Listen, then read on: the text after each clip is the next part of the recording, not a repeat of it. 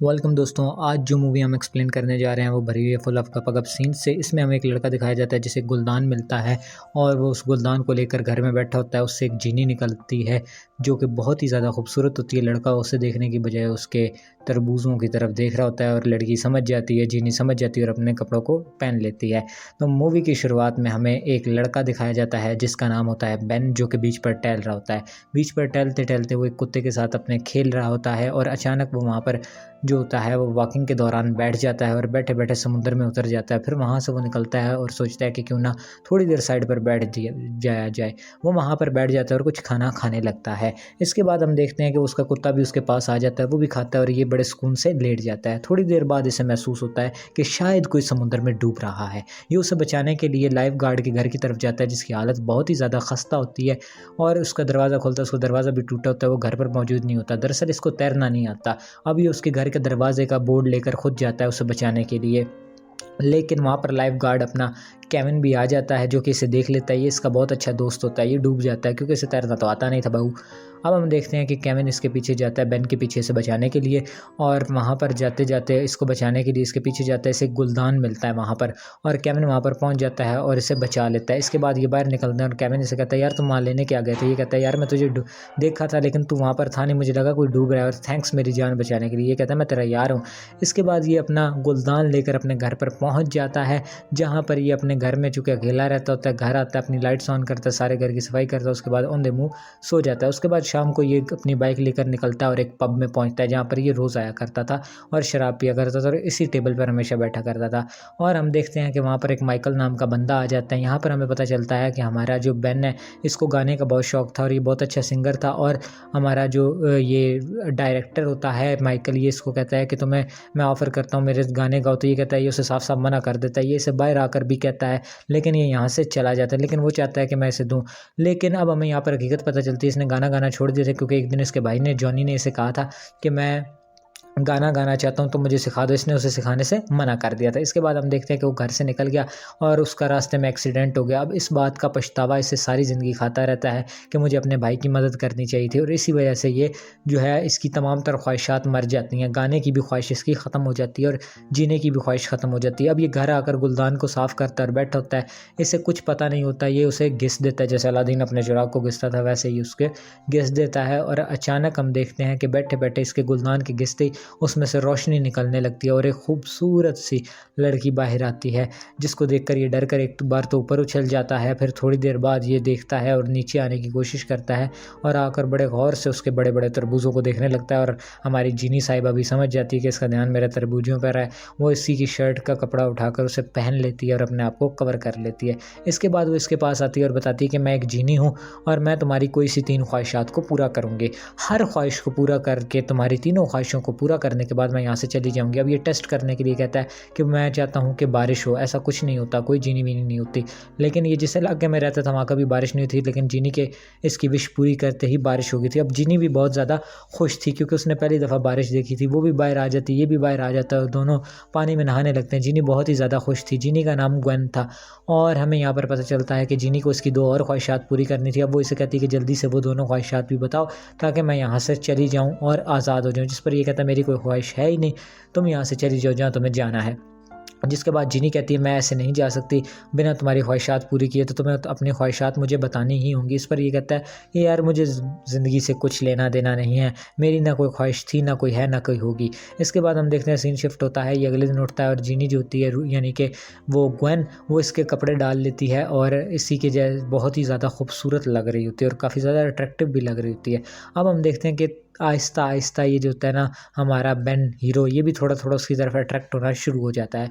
इसके बाद हम देखते हैं ये दोनों रात में बाहर निकलते हैं और पब में जाते हैं। यहाँ पर हमारा हीरो बेन इस लड़की ग्वेन को हमारे जो माइकल भैया उससे मिलवाते हैं और ये माइकल से मिलने के बाद दोनों दारू शारू पी के घर आते हैं और खूब गपागप करते हैं और पानी निकालते हैं। इसके बाद हम देखते हैं कि लड़की फुल गपागप करती है और अगले दिन सुबह हो जाती है। फिर लड़की बाहर आई होती है और पूल के पास बैठी हुई होती है हमारी जीनी और वहाँ पर ये इनको दोबारा से गपागप करने का मूड होता है। ये दोनों आ जाते हैं और खूब पानी निकालते हैं। इसके बाद हमें एक लड़की दिखाई जाती है जिसका नाम लिया होता है। ये दरअसल बेन की फ्रेंड थी जिसके पास माइकल भैया आए होते हैं कि जाओ तुम बेन को समझाओ कि उसे मेरी म्यूज़िक कंपनी कहानी ज्वाइन करनी चाहिए और उसे मेरे लिए गाना गाना चाहिए। अगले दिन हम देखते हैं ये फिर दोबारा गबा-गब करके पानी निकाल के बैठे होते हैं। हर रात अब ये ऐसे ही करते थे और वो लड़की पानी निकालने के बाद अपने दरपूज़ में अपने गुलदान में चली जाती थी। अब हम देखते हैं कि इनके दरमियान काफ़ी अच्छी बॉन्डिंग बन गई थी। अब ये दोनों एक दूसरे को लाइक करने लग गए थे और ये जो हमारी जीनी है वो अपने तमाम तर काम घर के करती है। एक दिन जीनी ने उसको प्रपोज़ कर दिया और बताया कि मैं तुम्हें लाइक करती हूँ, जिस पर एक बार तो हमारे इस बहन भैया ने कोई रिएक्शन नहीं दिया, जिस पर इसने दोबारा पूछा, हाँ मैं तुम्हें लाइक करती हूँ, क्या तुम भी मुझे करते हो? तो ये कहता है प्यार, और वो भी एक जीनी से? मैं तुमसे प्यार नहीं कर सकता, तुम प्यार के लायक नहीं हो, ना ही तुमसे कोई प्यार किया जा सकता है। जिस पर हमारी जो जीनी ग्वेन होती है वो बहुत ज़्यादा रूठती है और लड़ने लग जाती है और इससे काफ़ी ज़्यादा चिल्ला कर बात करती है, जाओ तुम भाड़ में, तुम्हें मेरी फीलिंग्स की कोई कदर नहीं है। इसके बाद हम देखते हैं कि जो जीनी होती है वो बहुत ही ज़्यादा बोल्ड और ब्यूटीफुल ड्रेस पहनती है ब्लैक कलर का और माइकल को बुलाती है और उसके साथ पार्टी में चली जाती है।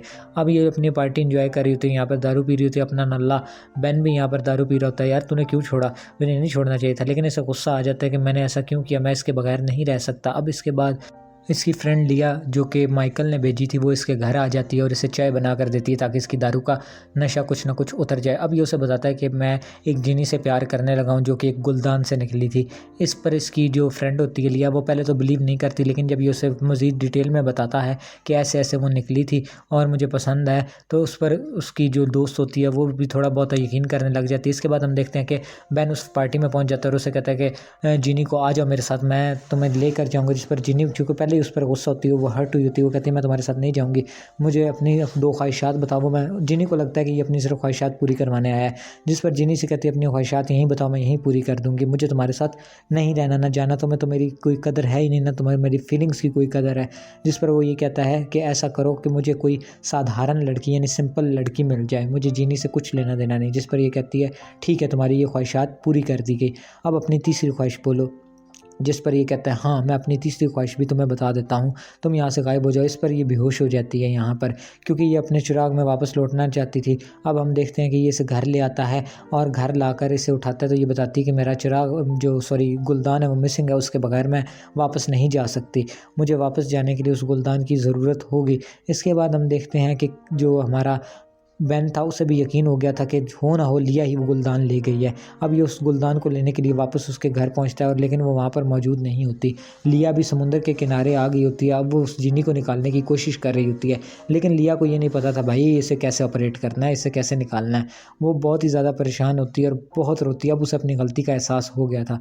अब वो इसको चिराग को गुलदान को वापस करने का सोचती है और जाकर कैमिन को वापस कर देती है। अब कैमिन भी इस गुलदान को लेकर रूही उसको ग्वेन को लेकर आ जाता है और यहाँ पर उसे कहता है कि अब तुम गुलदान में जाओ। उसे आखिरी दफ़ा मिलता है, गुलदान में लाकर उसे वहाँ पर छोड़ देता है और समुंदर में, और ख़ुद आकर बीच पर ही लेट जाता है और रात गुजर जाती है, उसे पता ही नहीं चलता। सुबह उसकी आँख खुलती है तो वो देखता है कि बीच पर ही सोया था, तो एक और लड़की जो कि बिल्कुल वहाँ पर भागी हुई आ रही थी, ये वही लड़की थी। हाँ ये ग्वेन ही थी, दरअसल ये ग्वेन नहीं थी।